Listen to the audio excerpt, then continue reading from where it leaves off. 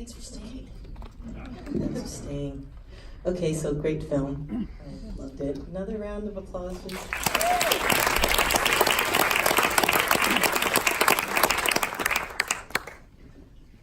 Okay, so you were saying in your intro that the day you decided to make this film, the day after Trump was elected, most of us were in a fetal position somewhere, and you decided to get up and make a film. Can you talk about that decision? What motivated you to do that, and where did you find the strength and the energy to do that? Well, I made a list, I made a document, called it "What Is to Be Done," and I made a list of things that I wanted to get involved in politically, and the types of stories that I wanted to tell in this new political reality that we were facing. And I realized that brand new Congress was on the get involved in list, and then I realized, wait, this actually encompasses all the sorts of stories that I want to tell about people, about building solidarity across the country, across social divides, and people coming together to create big change in American government. So that was kind of the genesis of that. It's just, gotta believe in something. And to pile on the crazy ideas, you had an 8-month-old, you and your husband had an 8-month-old boy, and you decided to go into production on a documentary. That was part of it. It was really like, I always felt like I had to believe in something. I've got this little kid. I can't just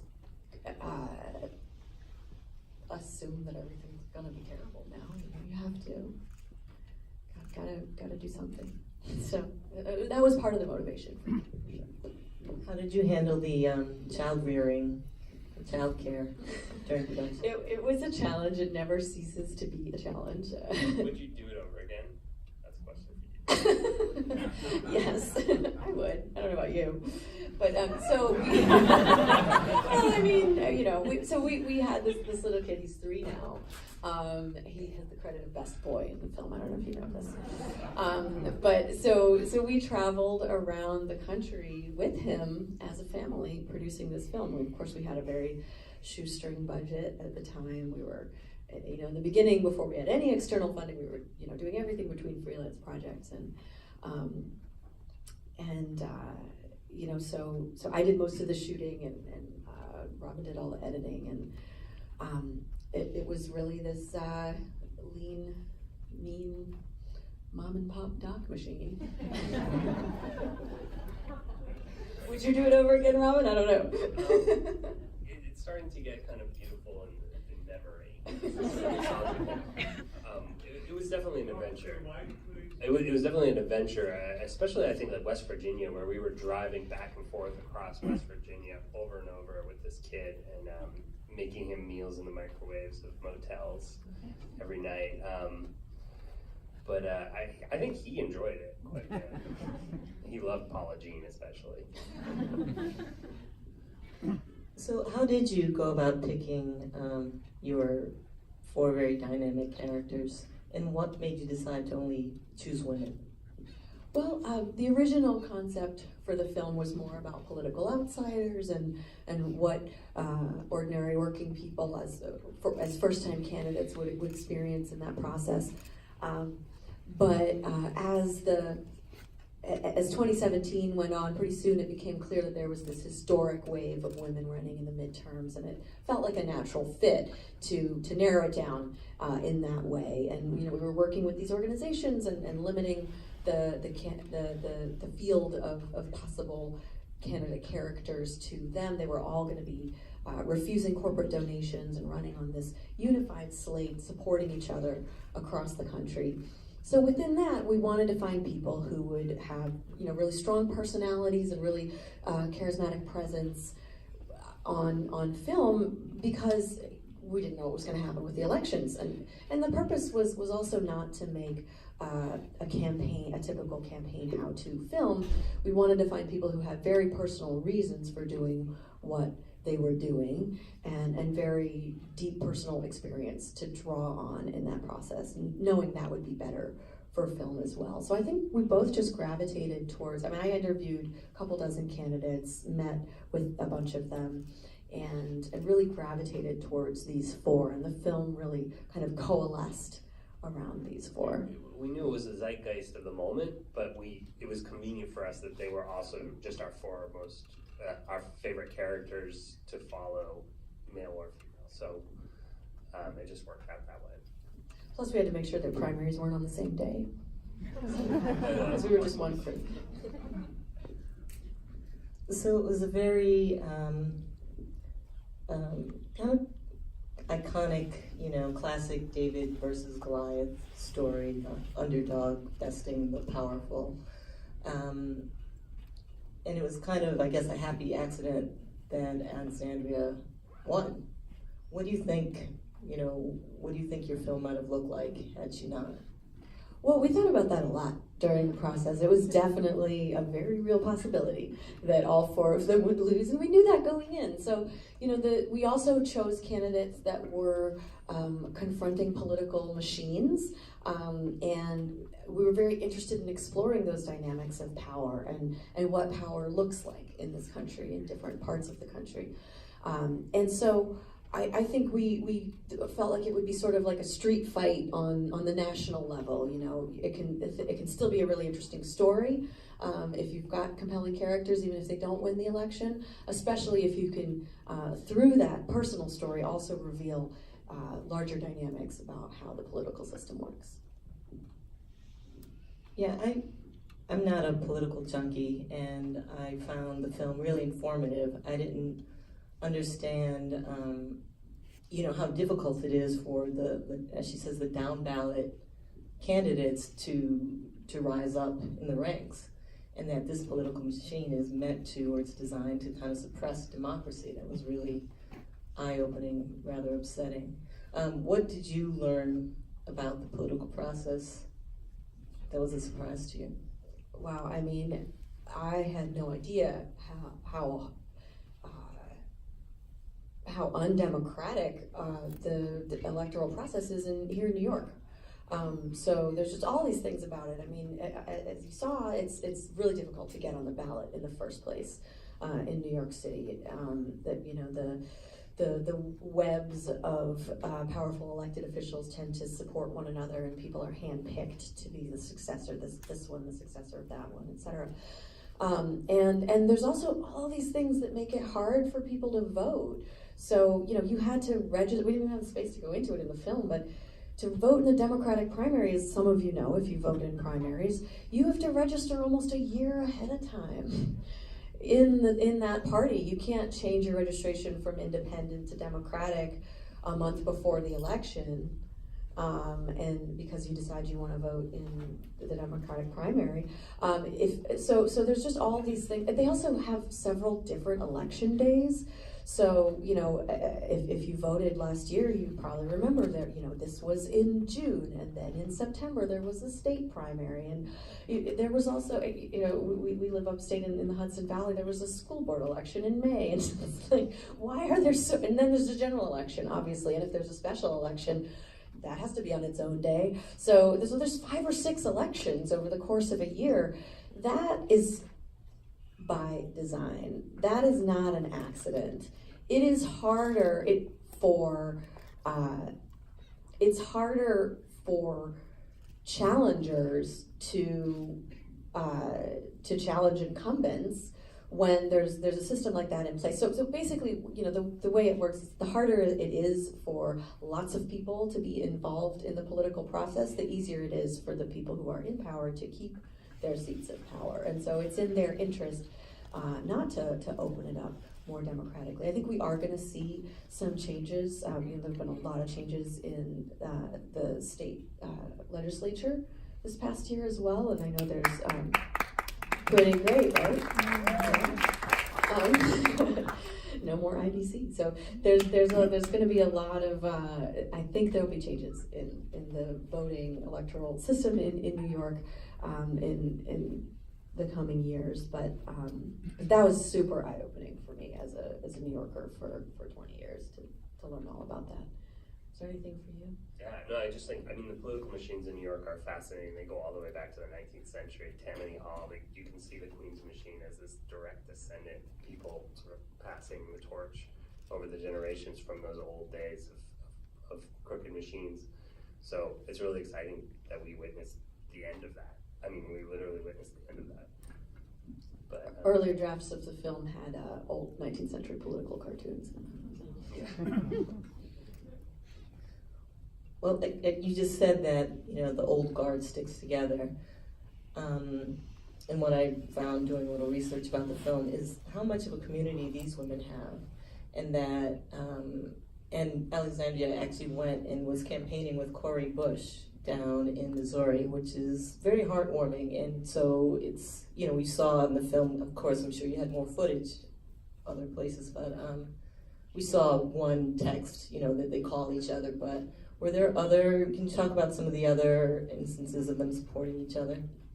Yeah, I mean, they supported each other throughout the process. They and the other several dozen candidates that were running on the slate with them.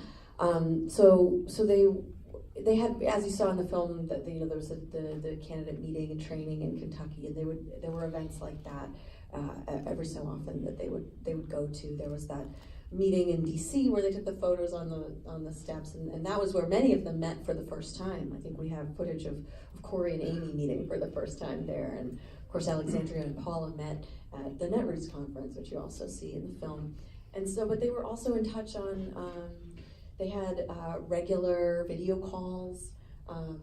Brandon Congress and Justice Democrats organized them to have, regular support calls with one another, just to share stories of what they were confronting in their races, both personally and the particular logistical and political challenges they were facing, and they'd share tips with one another, and as well as supportive messages with each other. Social media was a big way that they supported each other. It was very much part of the process. And Cori's decided to run again, yeah? That's right. Cori is already running again in 2020. She announced it at our So it was awesome when Alexandria. So the Missouri primary was actually after the New York primary last year. The magic of cinema, earlier. It worked better for the story that way, unfortunately. So that scene where Alexandria did go to support her, it didn't wind up working for the film, but it was a wonderful moment of solidarity. So speaking of social media, people have said one of the reasons why we have the president we have now is that he managed to master social media.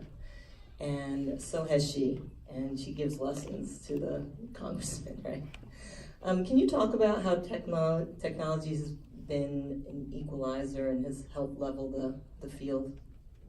That's so interesting. Do you want to talk about that? Sure. You're on social media more than I am. Well, I think Rachel and I are both a little bit dumbfounded and baffled by her social media power. And I think we're both a little bit weirded out by it too, because we're not so comfortable in that world ourselves.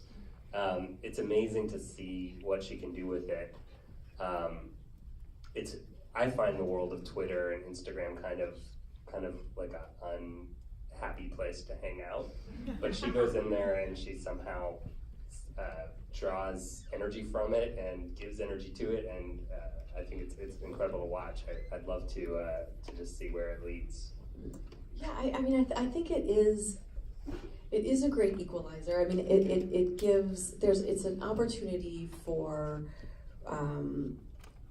communities for people to come together and build a public sphere that doesn't exist elsewhere. It's an opportunity for people to voice concerns that might not be getting covered by the mainstream media.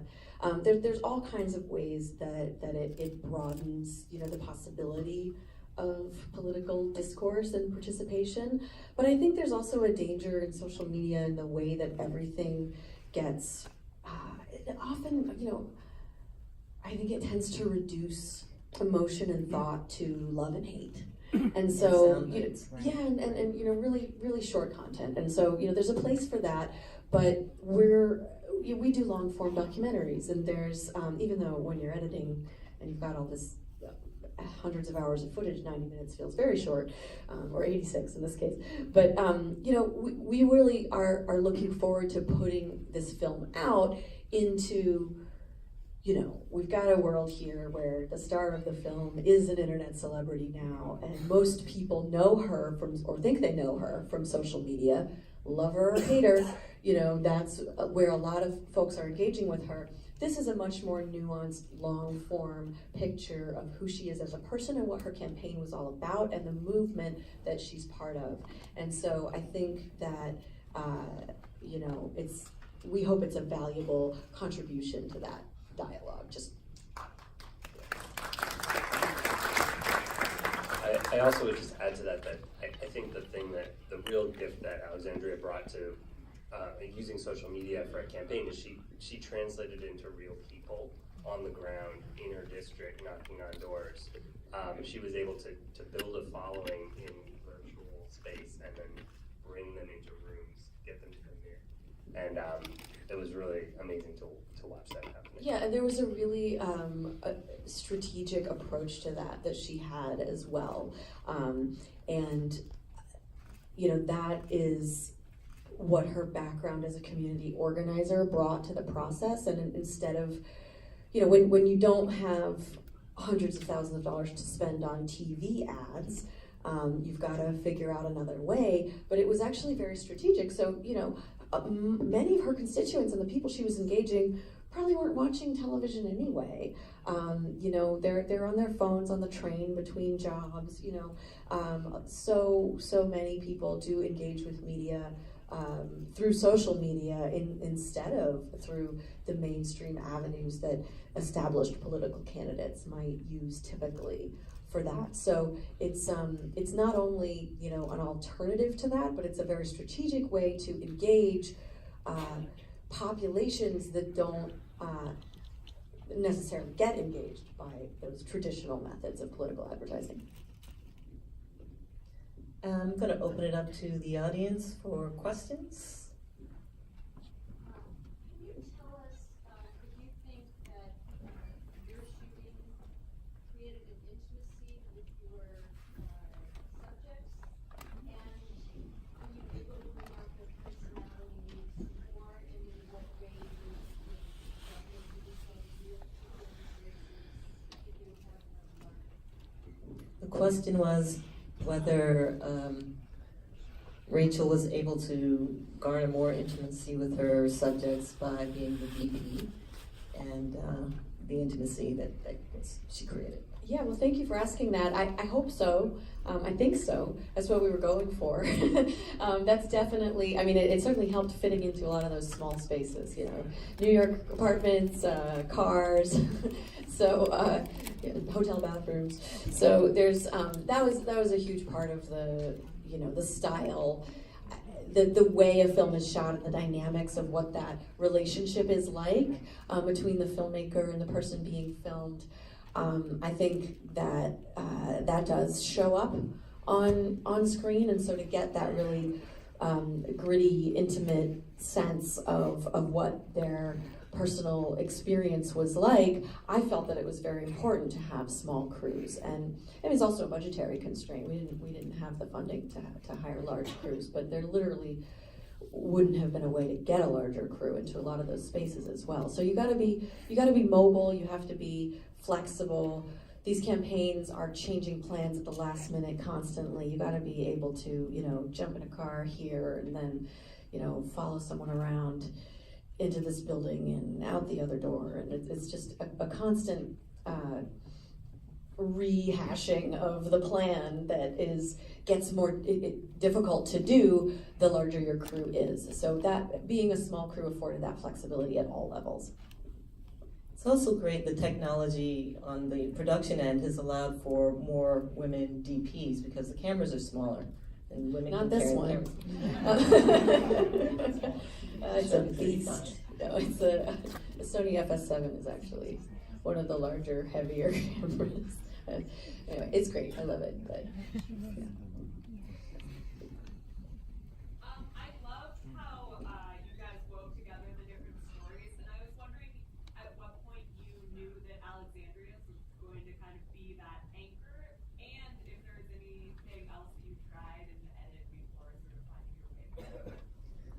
question was, at what point did you realize that Alexandria was going to be the star? Well, I think we were fortunate in that because we're based in the New York area, we had more of Alexandria's story already. So while we weren't sure, we had no idea if any of them would win and which one might win, if maybe more than one would win. But when we found out that she had won, we knew she was going to be getting a little more screen time. That was clear. But we also knew that the story wouldn't work with just her.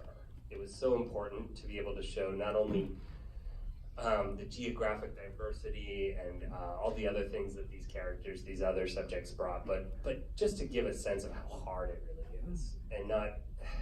I think it could have verged into a sort of fairy tale territory without the other three women to give it the grounding of the real hard reality that not everyone wins, and that the machines and the establishment are actually very, very powerful. So that was really important to us. But it did take a lot of work to figure out the right balance and how to make sure everyone was included in a way that really worked for us. This is a question really about what was left in the editing room floor didn't make it into the film. There's a theme that you all explore with Ocasio-Cortez, which she talks about the ways in which power has ossified the Democratic establishment and locked them into a series of losing tactics so that they don't win. Then she critiques Joe Crowley's ad very effectively. So were those the most effective statements along those lines that you filmed in your raw footage, or was something left on the floor? And did any of the other candidates have a similarly analytical, tactical grasp on what was going wrong in the Democratic Party? Certainly the other candidates did, and that did get left on the cutting room floor a little bit. I just wanted to repeat the question. The question was, what was left on the editing room floor, especially in terms of things that aren't working in the democratic process? Yeah, so each of these candidates did have their own critique of the party structures that they were encountering where they were. And it looks different in different places, you know. And in the case of Joe Crowley's flyer, that was really, you know, this great visual aid to examine the difference between an organizer mentality and a strategic or a strategist mentality. So, because, you know, the Ocasio-Cortez campaign was also very strategic, I would say.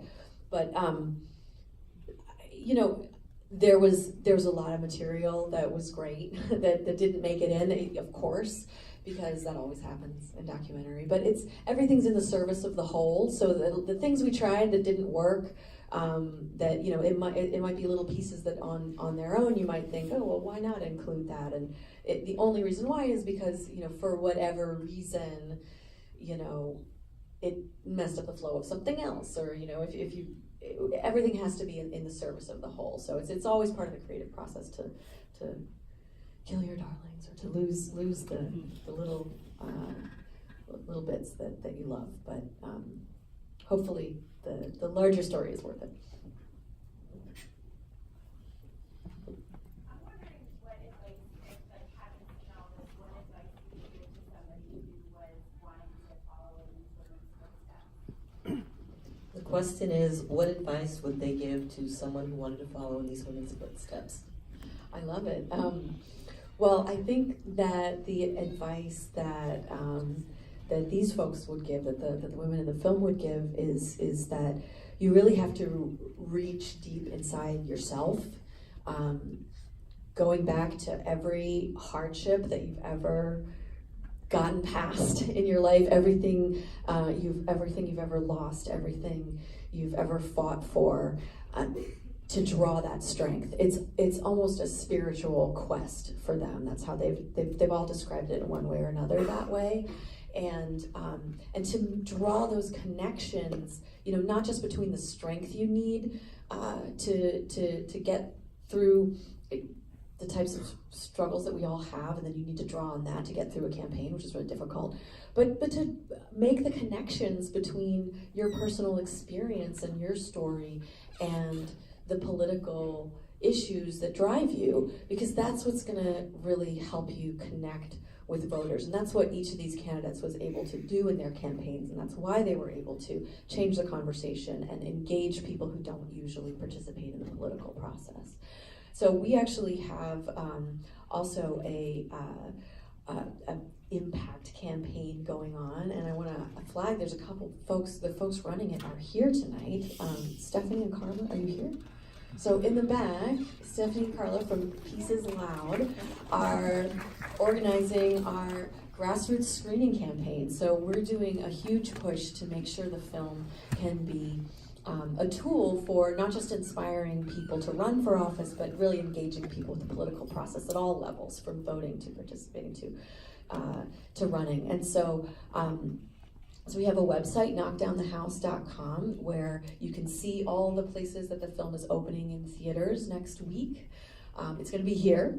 It's going to be on Netflix and in theaters on May 1st, and it's also available for community and educational screenings then. So if anybody wants to host a screening or host a watch party in your home, or you know someone who might like to do that, you can talk to Stephanie and Carla afterwards, or you can just go to knockdownthehouse.com. We're going to have discussion guides for adult and youth audiences as well, and in the fall, a curriculum for middle school, high school, and universities, so we can really make sure that the film is being used to push these conversations nationally and internationally, because all around the world, because it's going to be released globally next week. It's already been translated into 28 languages for subtitles, 10 for dubs, and so it's just the awesome power of Netflix, and we'll be working with that as an incredible resource for an impact campaign. So Stephanie and Carla will be working with organizations around the world that are supporting aspiring female policymakers and democratic movements that are increasing political participation all around the world. Did you mention they're free to host too? It's all free, yeah, it's all free to host, yes. One of the things I really appreciated is that you had emphasized the importance of money and machine, not just left versus right or Democrat. So I just wanted to say, you have people in the audience that are living in Queens, have friends in Queens, have family in Queens. The district attorney there was appointed by Mario Cuomo in 1991. He's stepping down. He's up for re-election. There's a new election on June 25th. Tiffany Caban is a grassroots candidate. I don't work for her. I don't have any affiliation with the campaign. I have a captive audience of New Yorkers, and I feel that it would be really important to put that out there. I know everybody hates a comment, guys, so thank you.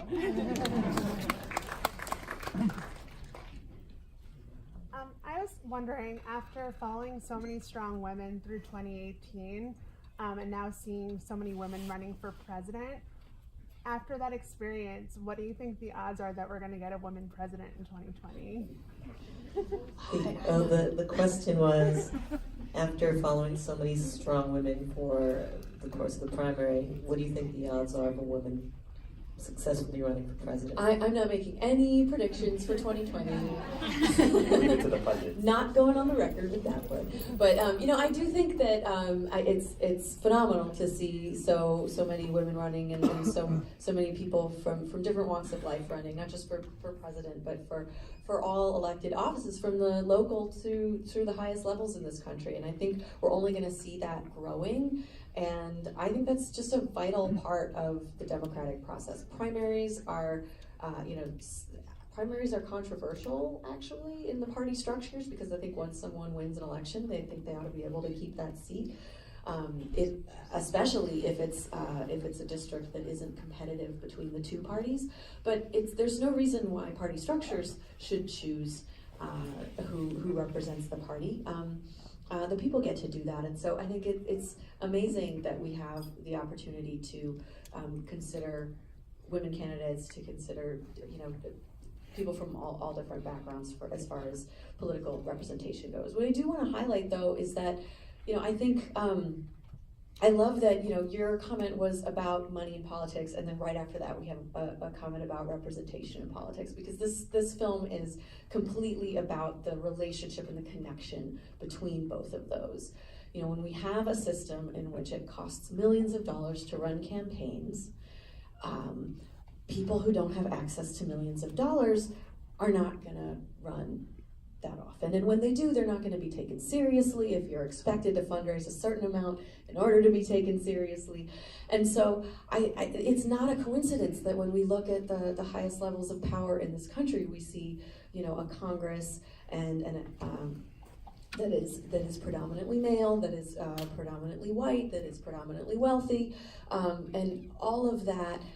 If you care about representation in politics, money in politics is part of that. If you care about money in politics, representation is part of that. So all of these candidates are really coming at it from a very intersectional point of view, and really looking at the way there are different aspects of identity, including class, and including including race, including gender, all speak to the types of, the ways that communities feel underrepresented. And we need to address all of those simultaneously in order to have real change in this country. And so I do think that that's sort of one of the big themes of the film, is the connection between those. We have time for one more. I was really glad to see you also showcase the movement behind these candidates, just behind the scenes watching activists tactfully work through these issues, bring candidates on board. That's a hidden group of people we don't usually get to see. I wanted to hear more from you about what it was like working with those teams and how you can showcase their efforts going forward, because it's something that it's beyond the candidates. The question was what it was like to work with the grassroots teams that were beneath the wings of these candidates. Yeah, absolutely. So Justice Democrats and Brand New Congress were the initial, seeds of these campaigns. All of these candidates were nominated. They had this crowdsourced nomination process where over 10,000 people were nominated, and those organizers went through all of those nominations, and they called people. They started in the spring of 2016, actually, before the presidential election, and they're continuing to do that work now for 2020, and to really build on the successes of 2018 to continue expanding that new pathway to the halls of power that they've built.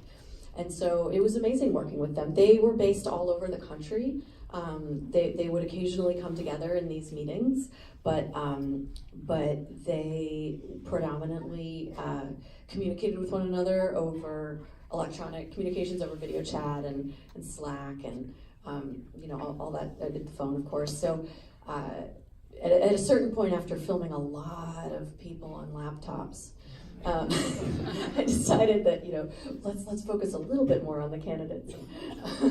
So they have a little bit more of a backseat in this film, but they were very present throughout the process. And then of course there's a movement on the ground as well in each of the locations. I mean, each one of these candidates motivated dozens, hundreds, thousands of volunteers, both locally and nationally, to be making those phone calls, knocking on those doors, sending those texts, and that was a huge part of the movement as well. Shooting grassroots movements is what we've been doing for a very long time. We were involved in Occupy Wall Street, and then we made a film about undocumented immigrants who organized a labor campaign. And but I think we realized quickly, while we love the organizers, the candidates were the ones who were risking the most. And so you always kind of want to be where the most drama is, and that was with the candidates in this case. Well, you did a great job, Drama Found. Thank you very much for sharing your film with us. Congratulations on the distribution. Tell your friends about it. It'll be here from May 1st on Netflix, May 1st as well. Thank you.